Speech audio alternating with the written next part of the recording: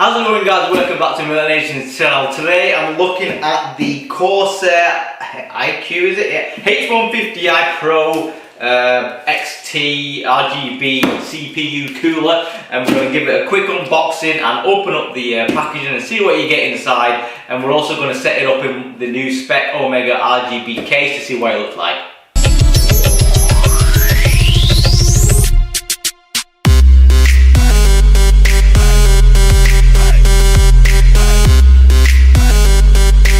So here it is. Let's just rip open the cellophane. This is the iCUE H150 PRO RGB XT by Corsair. So this is their latest 360mm hydro cooler that they actually do.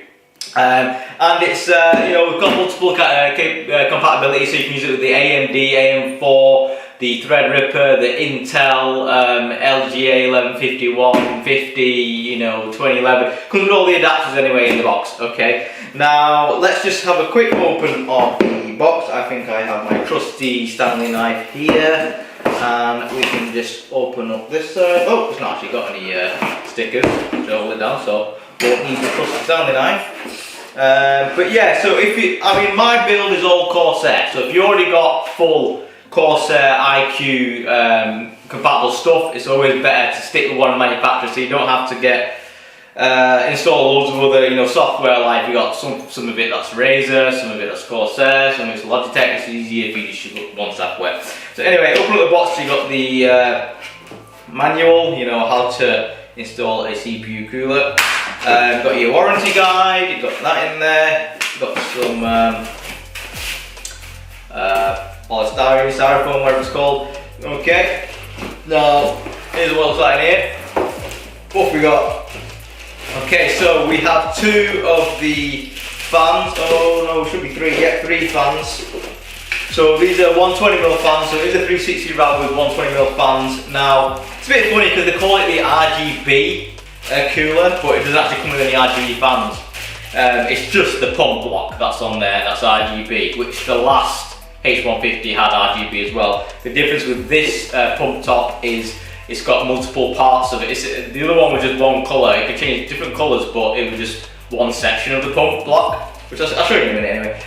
But the different parts of the pump block, you can change to different colours, so you get a nice cool rainbow effect or whatever you want. So yeah, you get your three 120mm AF, I think they're just normal AF 120 fans that you kind of get with it. And these are the PWM ones. They're quite nicely built. They're using the same frame as the new LL120 fans, which I've also got in my system. So I'm not actually going to use these. I'm just going to use the RGB LL120s. So that's that. What else have we got? We have mounting bracket hardware. We've got some CPU backplate, motherboard backplate brackets. Quite nice. It's like a dark shadow chrome finish that you get to it. And some more CPU hardware brackets. Like I said, this all depends on what CPU you're actually using. So here, more CPU kind of hardware mounting clips. Obviously, this one's actually for the backplate of the motherboard to give it a bit of extra support, and it's got a little bit of 3M there to keep it in place, and then you can screw it in as well. So that's interesting. But that's made out of metal as well. Sometimes it's made out of plastic, then backplate things, which is never good, but it's made out of metal, so you got that as well. What else have we got? We've got some screws and all that kind of stuff. Obviously, you just need to check on the manual which one's the right ones for your actual motherboard. Here we've got the USB, so basically this little micro USB here plugs into the top of the side port of the pump. Then you've got your USB, which is a header which goes onto your motherboard, and hey presto, you can control all the fans and monitoring and the RGB. You can do all that stuff with that. So that's there. Now let me just take the radiator out. So that's the actual radiator pump bit itself. Nothing else in the box there. So I'll just chuck that down there. Right. Now, once you take the bags out, you can see this is the actual radiator itself. You've got a nice chrome Corsair logo there at the side, and that's on both sides as well. It's flipped round on the other side. It's quite densely packed, so the radiator is quite densely thinned, which is good. It's not megally spread out. The denser they are, the better cooling they give. Now on the actual pump top, it is quite a big pump top. It is quite chunky, and it looks cool. You know, all the hoses are all braided as well, so which is always a good thing to see. Now the fans all directly plug into this, so this can get a bit messy. Now quite a few other reviewers and people who bought the actual thing have said it can be a bit difficult to cable manage, because obviously everything's plugged into this thing here, then you have to kind of hide that away and then plug your fans into there. Then you've got SATA connection here for the power, and this bit here is for the CPU fan header, so it knows that's one plugged in, so you don't get that CPU fan error, which can be annoying on BIOS, but that's what that is for. You've got thermal paste there already pre-applied, and it's on the copper actual heat spreader as well. And this is what I meant earlier about the RGB. So basically this actual pump top itself has got different sections where they all kind of light up different colours, so you can have like red here, blue here, yellow here, green here, and it'll just cycle through it. Now I'm just going to get my measuring tape out so I can give you a quick measure of what it kind of the dimensions are. So I've got a measuring tape, so here we go. So obviously the top bit is a 360, you know, no doubt about that. But in terms of like, you do always have a little lip here and at the back there where the actual hard, you know, where the pumps and the pump and the hoses go. So if I actually was to measure it, you can see there what we've got. It's about 39.5 centimeters width, and the depth you're looking at, what have we got, 25, yeah, so 25 mil you've got there. So it's not massively thick, but obviously you do kind of, with these they kind of design them to fit in as most cases as possible, and the thinner they are, the more cases they can fit in, because it's more about the thickness with clearance from the motherboard top bit and where the RAM sits and all that kind of, and the rest of it. So that's something to bear in mind. Now I have seen a few other reviews of this, and they don't say it performs amazingly in comparison for the price difference compared to the 240mm rad that they do. But one thing you do also need to consider is, being a 360, you're only going to really see the benefit of that extra 360 when you have got quite a beefy CPU and you are clocking it and it is getting a lot hotter.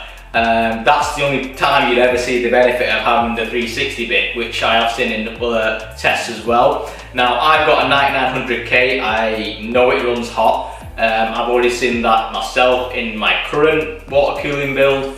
So I know it's definitely a hot CPU to try and cool, so I'm hoping this will do the job. But you know, as long as it performs as good as the custom loop I've got now, then I'll be happy. But the one thing I'm bearing in mind is the custom loop I've got now is also cooling 2 graphics cards as well, which are quite old, they're GTX 980s, but I am upgrading it to the 3090, which is a longer weighted upgrade when that comes out. But I'm going to do a build in the Spec Omega RGB with my system, so we're going to throw it in there and see what it looks like. Alright, so here I've got the H150i XT RGB, forgot what it was really called, installed in my Spec Omega RGB. So here, as you can see, I've mounted the 360 rad at the front. It's kind of the only place it can go, and it just about clears enough room to have with the hard drive cages and the RTX 3080 Master, which I've got here from Aorus, which kind of just squeezes it in with about a centimetre to spare, so that's something to bear in mind. Now I have got my fans mounted on the front once you take off the front panel, and it's not getting the best airflow in there on the Spec Omega RGB. It's not the best case for airflow in that respect, because there's only a small bit of mesh at the front there, which can be used to intake the air and get through there. However, you know, running the 9900K, I'm getting around on idle between 40 and 47 degrees on idle, depending on what it's kind of doing. And when it gets hot, it can go up to around 75, 85 degrees, you know, under full load, like I've seen a bench on 20 or something like that. So but I think it would cool it better in a better case, to be honest, because this case, the front intake isn't getting enough cold air. It doesn't crash or anything like that, but if you are pushing like, you know, 5 gigahertz all core, or depending on how good your chip is, maybe a 5.1, you might struggle with this case and cooler combo. However, I have swapped out the fans to the ML120 RGBs, and as you can see, it looks really cool with it in. Definitely goes well with the pump, matches perfectly, and I think it's a really good all-around package with the braided hose cables, and I think it looks really smart. Again, Corsair iCUE, probably one of the better softwares out there for controlling RGB, but once you've got the whole system together with all that kind of stuff, it works really well together and it looks really nice. The pump, you can switch between quiet, I think balance, extreme, that kind of stuff, full tilt, and you can't hear it at all when it's on quiet. Only when it starts pumping itself up to, you know, your full speed or your balance, you know, as a midway, then you can hear it a little bit. But to be honest, if you're gaming, at that point you're not going to hear it over your speakers or your headset or even the case fans. So you're not going to hear the pump. So that's one good thing about it there. One thing I have noticed is with the ML120 RGB fans, there's no actual way with those fans you can set in the Corsair iCUE software up to 0 RPM, so the fans will never turn off. But that's just something to bear in mind. You can do it with other fans. I don't know if you can do it with the ones that are stock in the box. I've not looked into that, but there is a 0 RPM mode, so you would have thought there would be. Yeah, it looks really smart installed. It's quite easy to install like any other H1 you know, hydro cooler. But let me know what you think. If you've got any comments, let me know. I'm using the stock thermal paste that came with it, and it seems to be fine. Obviously I know some people replace it, you know, if I ever take it off, and obviously I'm going to replace it with something else. But yeah, I've been happy with it so far, and let us know what you think. If you like the video, please subscribe and leave a comment.